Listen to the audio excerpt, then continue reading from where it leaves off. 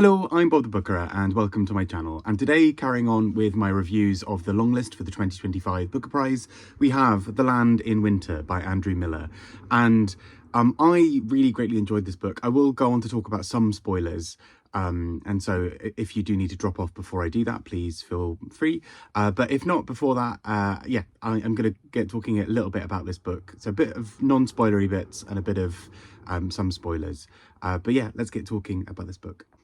Also, please excuse my hair, which is all kind of over the shop this morning. Anyway, so The Land in Winter by Andrew Miller. So this is a book that largely focuses on particularly two couples, and they are in 1960s England, and they are experiencing an incredibly cold snap at the time. So the whole area where they are is very, very quickly becomes an incredibly hostile place for them to be. It's incredibly cold, there's a lot of snow, lots of day-to-day things start to break down, as in trains maybe aren't running as frequently, or maybe certain fuel resources become a lot scarcer.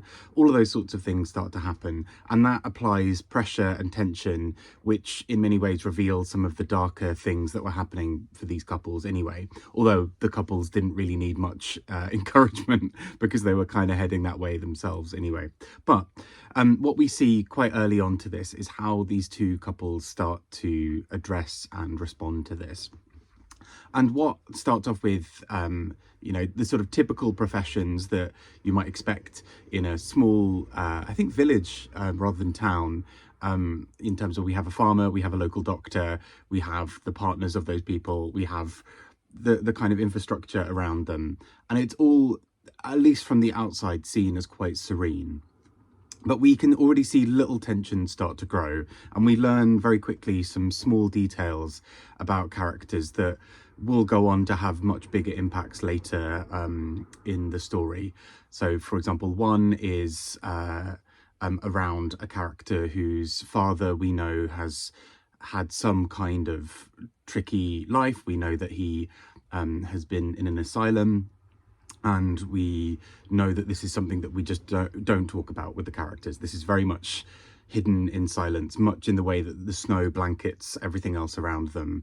They just push that further and further down, and that is not a thing that we talk about. Almost every character who references it is not the person who it affects, Rita, the daughter. Instead, we are told about it from other characters who reference it and say, just don't mention it around her. And we see this build and build with that character in particular. And we also have Eric, who is a doctor, and in going and doing his rounds, he finds lots of secrets from the local area, whilst also having many of his own. And this is where I think the book starts to build into its thesis in a really interesting way. So the book is really interested in post-World War II Britain, and particularly the characters who we meet throughout the book are of the age where they would either have been fairly young when World War II was happening, and particularly and sort of would have been there at the end, but may not necessarily remember a time before World War II, and might also be people who have had their whole lives impacted and shaped by World War II, because they will have been raised by parents who had very much lived through all of this. They would have been people who would have been immediately affected by things like post-war rationing and a potential boom afterwards. And in many ways, the things like the winter that affects these people immediately sends them back into some kind of difficulty that is not necessarily the same as the war, but has echoes of it. So, for example, they are limited in terms of fuel. They have to really band together and be a good society. But we also know from the actions of several people in this book that they are operating in ways that are not particularly the kind of war spirit. They are doing things that are selfish, or that maybe wield power over others in quite horrifying ways. And this particularly comes to the fore, and I don't want to get too much into spoilers yet, I'll go into them in a moment, but with a topic of a pregnancy in this book, where a pregnancy becomes a big difficult moment, not only because of the winter affecting how somebody might get medical care, but also starts to look at what this means for the next generation, who may be raised by a set of people who are still so shaken up by the war, and where everything is so transformed by the war that they are still nervous about what this might mean. And I think this is where, for me, I thought this book was so strong. I found it really readable. I found it really interesting.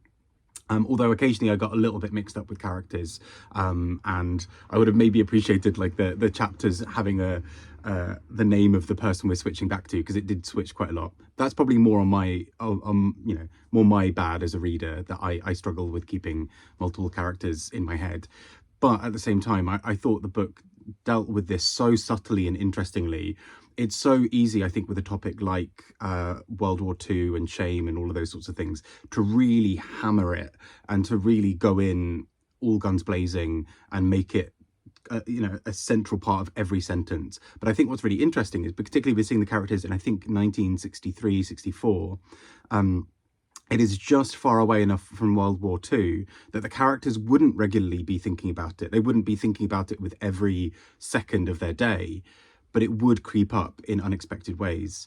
It would appear in little things they do. They would have flashbacks to things. They would remember things. They would wonder what someone had looked like 20 years ago and realize that was wartime. There are all of these things that would pop up in the book. And I think it's really handled masterfully, that the characters are allowed to inhabit that world without it becoming a sort of thing of hitting you over the head with the central thesis of this book. And I think that's where this book is at its strongest, because it's such a quiet book that really reflects the wintry feel of everything whilst maintaining this tension all the way through. And I think it's really exceptionally done. So with that in mind, I'm going to jump into some spoilers. If you do need to drop out, please do so. Thank you for joining me. But yeah, if not, I'm going to go on to some spoilers now. So with spoilers in effect, I wanted to talk about a couple of other parts of this book. I mentioned earlier about the themes of trauma and this generational passing on of things around this, and of the shame and of the silence. And one character where this comes up particularly strongly is around Rita's father. I think it's Rita. Please correct me if I'm wrong.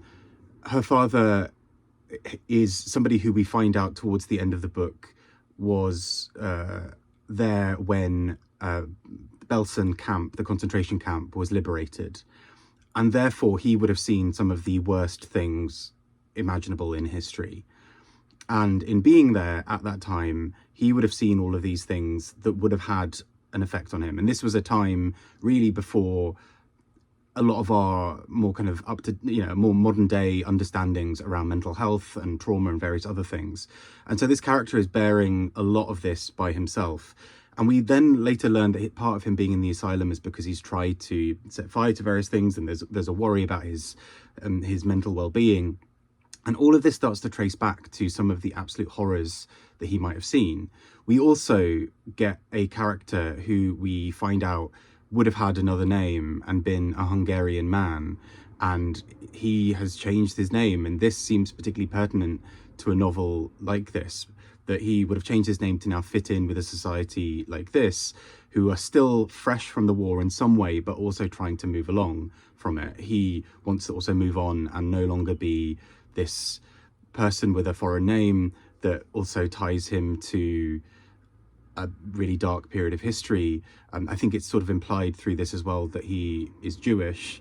And so there is a move away from this into how he might be able to exist in a modern day England, where we now speak about this in a certain way, and where there's a sense of victory when we talk about the war, and all of these other things. And so the book just holds all of these dark parts in it and allows the characters to work through some of this. But also we know that this is not a moment at the end of the book where everything is happy and light. These characters still live on with some of these things. And this appears as well with the character of Irene. Irene, we find out relatively early in the book, is pregnant, but she works out and realizes that her husband has been having an affair. And once she realizes this really greatly affects so much of what happens for the rest of the book for her, because she suddenly realizes that she is unable to stay there. She finds a letter in a jacket or something. And as a result, she thinks that she can no longer really be there to have the kid there, or at least she needs some time to process this. And so she goes off to get various trains. However, with the winter being as it is, she is stuck.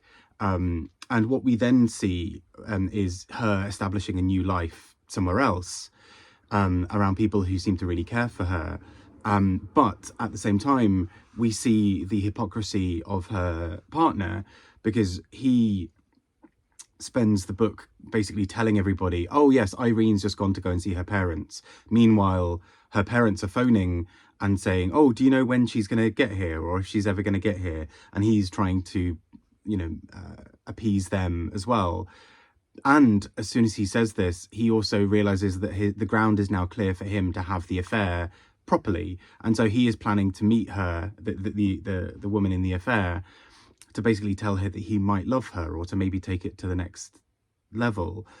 And all of this then exposes just how awful he is, but also brings up some interesting things about the power of people here, because Irene, although she's able to escape, knows that she has a large sort of challenge up front, not only about raising the child and what the future for that child might look like, but also that she knows that she needs to she will potentially be someone who is approached with shame locally for having sort of had a kid alone, or lots of people around her say things to her, and it just keeps on bringing up the shame. And I think this is where the book is just so strong, at the subtle ways that shame keeps on perpetrating, sort of infiltrating parts of this character. You'll notice there's a train ticket, which I've used as a bookmark here, because I tend to just do that instead of actually getting bookmarks for some reason.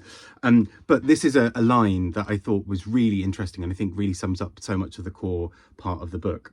Why do we imagine the past as more innocent? Because it came before Belsen? Because it didn't come before hunger or slavery? We confuse it with our own childhoods, perhaps, even though they, growing restless under glass, are not what they once were.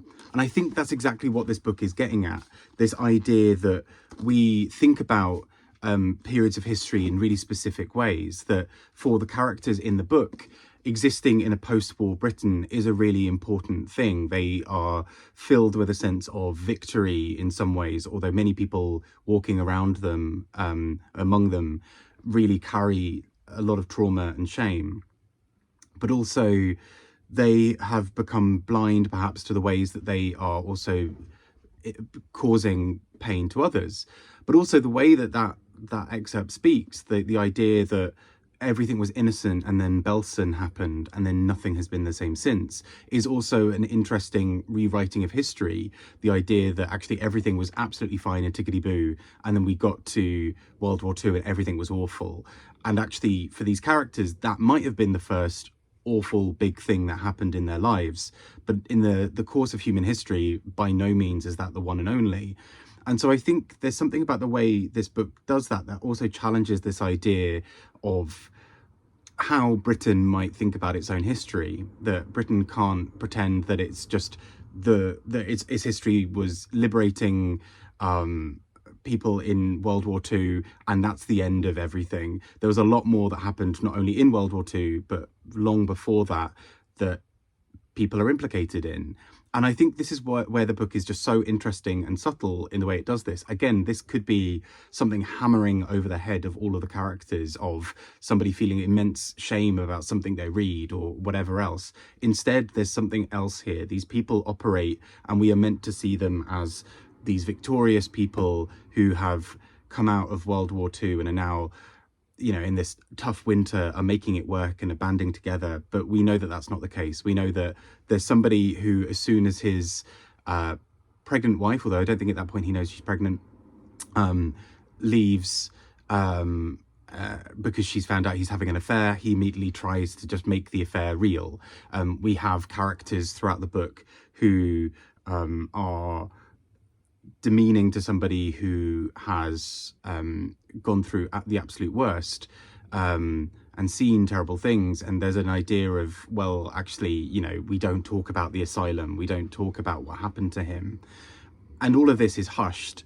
And that, I think, is what comes to the fore in this book for me, is this idea of releasing some of the shame and the silence around history and actually examining it for what it is, not allowing it to just become a story that's shuffled away and never spoken about, but to quietly excavate all of these things and to examine what that might mean for our lives, both in the time of this book and for people living now in 2025.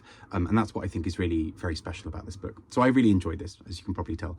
I'd love to hear your thoughts. Take care and speak to you all very soon. Bye-bye.